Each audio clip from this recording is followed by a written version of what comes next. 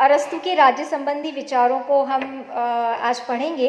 और अरस्तु के राज्य संबंधी विचारों को अगर अपन देखें तो उसके अंदर राज्य की उत्पत्ति की बहुत ही सुंदर तरीके से उन्होंने बताया है और कहा है कि बहुत से परिवारों से मिलकर ग्राम बने और बहुत से गांवों से मिलकर के नगर राज्य बना। एक यथार्थवादी तरीका उन्होंने बताया है राज्य की उत्पत्ति का। और ये प्लेटो ने जो तरीका बताया है उससे बहुत ज़्यादा व्यावहारिक तरीका है, क्योंकि प्लेटो ने एक बहुत ही जटिल प्रक्रिया बताई थी राज्य की उत्पत्ति की, कि पहले मनुष्य की आर्थिक आवश्यकताएं आती हैं, उनको पूरा करने के लिए उत्पादक वर्ग आता है, फिर मनुष्य की सुरक्षा संबंधी आवश्यकताएं आती हैं, उनको पूरा करने के लिए सैनिक वर्ग आता है, और फिर सज्जीवन के लिए विवेकशील जो वर्ग है वो आता है जो कि शासन करता है। तो इस तरह से प्लेटो ने थोड़ा अलग तरीके से उत्पत्ति बताई थी राज्य की। लेकिन अरस्तु ने एक बहुत ही सिंपल, जिसको हम कहेंगे बिल्कुल जटिल नहीं है, और बहुत ही व्यावहारिक तरीका बताया कि इस तरीके से राज्य की उत्पत्ति हुई है। फिर इसके बाद में यदि हम देखें तो बिल्कुल राज्य एक स्वाभाविक संस्था है, और अरस्तु ने राज्य की इम्पोर्टेंस के लिए ये कहा भी है कि राज्य जीवन के लिए आया और सद्जीवन के लिए उसका अस्तित्व विद्यमान है। यानी उसकी उत्पत्ति जीवन के लिए हुई, लेकिन मनुष्य के जीवन को पूर्ण और आत्मनिर्भर बनाना ये उसका लक्ष्य है। और साथ में राज्य भी एक पूर्ण और आत्मनिर्भर इकाई है। वो अलग ऐसा नहीं है कि वो किसी पे डिपेंड रहे या निर्भर रहे, बल्कि वो एक पूर्ण और आत्मनिर्भर इकाई है। इसके साथ ही साथ अरस्तु ने राज्य के लिए ये भी कहा कि वो एक सावयव संस्था है। सावयव संस्था, वैसे तो अगर अपन इस सिद्धांत को देखें तो सावयव सिद्धांत जो है वो हबर्ट स्पेंसर के नाम से वर्तमान में प्रचलित है, और इसके अंतर्गत ये है कि राज्य और व्यक्ति में वही संबंध पाया जाता है जो संबंध मनुष्य के शरीर और उसके विभिन्न अंगों के बीच में होता है।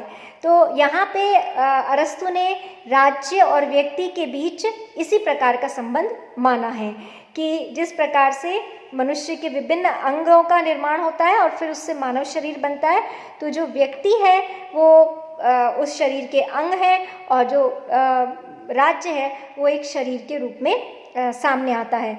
तो यहाँ पे जब हम इस बात को लेते हैं तो व्यक्ति और राज्य के बीच किसी प्रकार का विरोध नहीं रहता, दोनों के बीच में एक तरीके का तालमेल। क्योंकि हम सभी जानते हैं, जैसे यदि हमारे हाथ में दर्द होता है तो पूरे इसकी पीड़ा पूरे शरीर को होती है, तो इसीलिए कोई अंतर विरोध नहीं है हमारे हाथ में और हमारी पूरी बॉडी में। तो यही बात अरस्तु कहते हैं कि यही राज्य में और उसके अंदर जो व्यक्ति रहते हैं उनमें किसी प्रकार का अंतर विरोध नहीं है। अब यहाँ पे देखें कि पहले व्यक्ति आया या राज्य आया, तो कायदे से तो पहले व्यक्ति आना चाहिए, पहले अंग बने फिर शरीर आया। लेकिन समय के हिसाब से तो ये बात ठीक है, लेकिन प्रकृति के हिसाब से अरस्तु ने कहा पहले राज्य आया और फिर व्यक्ति उसके अंदर अस्तित्व में आया। तो ये एक बहुत अलग टाइप की बात अरस्तु ने कही है। फिर अरस्तु ने एक बात और कही है कि जो राज्य है उसका सौंदर्य उसकी विविधता में है। प्लेटो थोड़ी अलग बात करते हैं और वो ये कहते हैं कि राज्य में पूरी एकता होनी चाहिए, यानी वो राज्य की एकता के लिए और उसको मतलब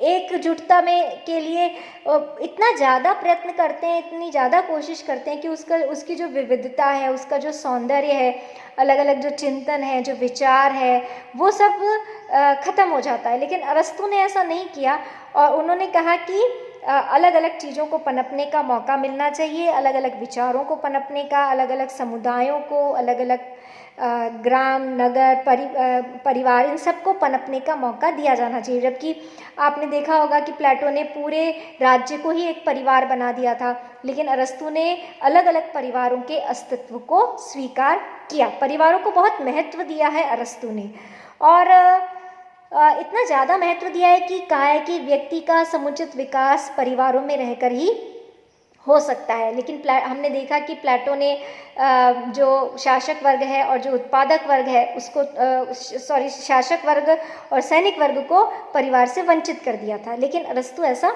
नहीं करते, वो परिवार के महत्व को समझते हैं। लेकिन यहाँ पे परिवार से भी ज़्यादा एक ऐसी संस्था की आवश्यकता होती है जो व्यक्ति को बहुत अच्छा जीवन दे सके, उसकी समस्त आवश्यकताओं को पूरा कर सके, उसकी कोई जो भी उसकी विविध साहित्य, कला और ये सब आवश्यकताएं हैं अच्छे जीवन की, उनको कंप्लीट उसको बना सके। तो इसके लिए अरस्तु ने कहा कि राज्य अस्तित्व में आता है। और वो जैसे कि चूँकि सभी परिवारों से मिलकर के और गांवों से मिलकर के आया है उसकी सत्ता, तो वो पूर्ण है, अपने आप में आत्मनिर्भर इकाई है और किसी पर डिपेंड नहीं है। उसका लक्ष्य मानव को भी अपना आत्मनिर्भर जीवन बनाने के लिए तैयार करना है। तो ये बातें यहाँ पे हम देख सकते हैं। इसके बाद में जो राज्य है वो बहुत ही उसके कार्य बहुत ही व्यापक हैं, बहुत ही पॉजिटिव वर्क राज्य करता है।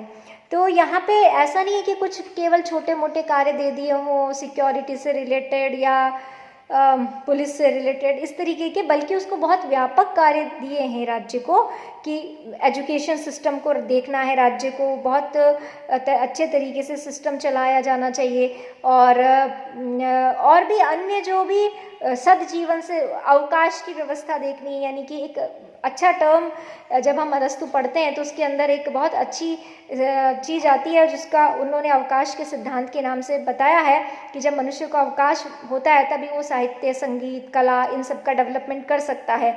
तो यहाँ पे ये चीज़ों को डेवलपमेंट, इनका विकास करने के लिए राज्य को कार्य एक परिस्थितियाँ बनानी पड़ती हैं जिसमें व्यक्ति इस तरीके के कार्य कर सके।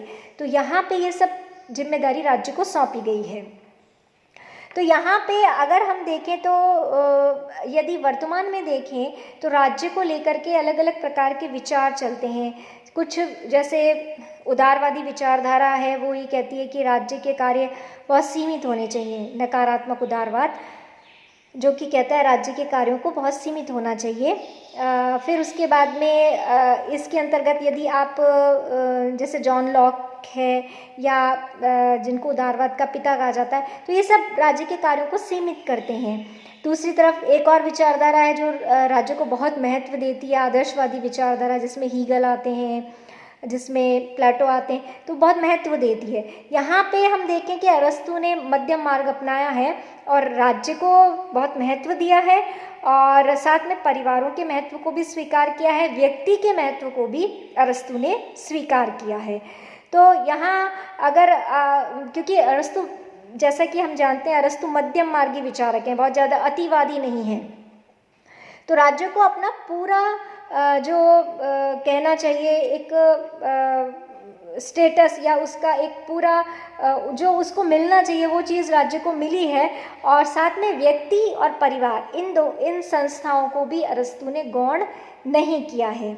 और ये बात तो अरस्तु ने अपनी पॉलिटिक्स में कही है कि वह व्यक्ति जो राज्य में नहीं रहता है या तो पशु होता है या देवता होता है। ऐसा इसलिए है क्योंकि व्यक्ति को अपने जीवन को पूर्ण बनाने के लिए राज्य की आवश्यकता होती है। अगर उसे आवश्यकता नहीं है तो या तो वो पूर्ण है, देवता है, या फिर पशु है जिसको कि उसकी आवश्यकता नहीं है। तो इतना महत्व अरस्तु राज्य को देते हैं। और जब भी वर्तमान समय में राज्य के महत्व को लेकर बात आती है तो अरस्तु की इन कथनों का जिक्र हम ज़रूर करते हैं। यहाँ एक चीज़ और ध्यान में रखनी है, वो ये कि अरस्तु ने राज्य और सरकार इन दोनों का डिफरेंस बता दिया था कि ये दोनों अलग अलग संस्थाएं हैं। और ये कहा कि जब शासक बदलते हैं तो सरकार बदल जाती है, लेकिन राज्य कब बदलता है? राज्य तब बदलता है जब राज्य का संविधान बदलता है। तो शासक बदलने से राज्य नहीं बदलता, बल्कि क्या बदलती है? सरकार। और जबकि राज्य कब बदलता है? जब राज्य का संविधान बदलता है। तो यहाँ पे सरकार और राज्य इन दोनों का डिफरेंस भी अरस्तु के विचारों में हमें देखने को मिलता है। और जहाँ तक अन्य उपलब्धियों की, राज्य की बहुत सी उपलब्धियाँ हैं, बहुत सी उसकी उसके कार्य हैं, उसको बहुत कुछ करना है और उसकी जो पूर्णता है वो भी एक अपना लक्ष्य लिए हुए है। तो ये सब बातें हमको अरस्तु के चिंतन में देखने को मिलती हैं और हमें ये चीज़ बहुत बहुत ध्यान रखनी होगी कि प्लेटो का जो उप आदर्श राज्य है, जो लॉज में उन्होंने प्रस्तुत किया था, वो अरस्तु का आदर्श राज्य है। क्योंकि प्लेटो ने दो बात कही थी, रिपब्लिक में आदर्श राज्य की रचना प्रस्तुत की थी और लॉज में उपादर्श राज्य की। और अरस्तु जो अपनी बात शुरू करते हैं पॉलिटिक्स में, वो प्लेटो के उप आदर्श राज्य से अपनी बात को शुरू करते हैं। तो यहाँ पे जब वो बात अपनी शुरू करेंगे तो राज्य के प्रति अत्यंत ही यथार्थवादी, व्यावहारिक और संतुलित दृष्टिकोण अरस्तु के द्वारा अपनाया गया है। और ये दृष्टिकोण वर्तमान में भी राजनीतिक विश्लेषकों द्वारा, राजनीति वैज्ञानिकों द्वारा माना जाता है और बहुत ज़्यादा मतलब इसकी उपादेयता है और व्यावहारिक होने के कारण ये जो भी आगे विचारधाराएं राजनीति विज्ञान की आई हैं, उनमें अरस्तु के इन विचारों को आधार बना करके और उन विचारों को लेते हुए अपनी बात को आगे कहा गया है बहुत से विचारकों के द्वारा भी, और ये बात मानी जाती रही है। तो अरस्तु के राज्य संबंधी विचार आज भी बहुत अपना महत्व रखते हैं।